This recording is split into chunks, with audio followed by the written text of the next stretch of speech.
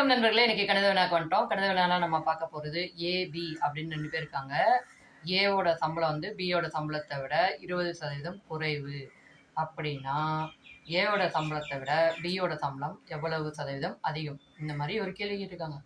Option A 20%, option B 25%, option C 15%, option D 10%. இந்த மாதிரி ஒரு ஆப்ஷன்ஸை கொடுத்துருக்காங்க.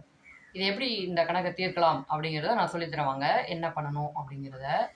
ஏவோட சம்பளம் வந்து பியோட சம்பளத்தை விட 20% கம்மி. அப்போ நம்ம பிக்கு 100 அப்படின்னு வச்சுக்கோம். 100 விட 20% கம்மி ஏக்கு அப்படின்னா ஏவோட சம்பளம் வந்து 80 ரூபா. சரி, ஓகே. இப்போ என்ன கேட்டிருக்காங்க?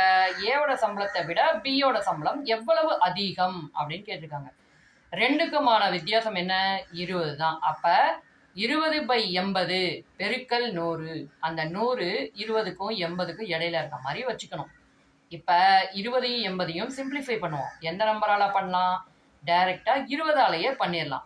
20ல் ஒரு 20 இருக்குது, 80ல் 4 20 இருக்குது. 1/4 பெருக்கல் 100 இந்த மாதிரி கணக்கு இருக்கணும்.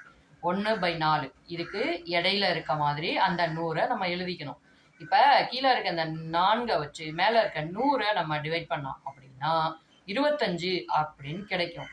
இப்போ ஏவை விட பியோட சம்பளம் எவ்வளவு அதிகம்? 25% அதிகம்.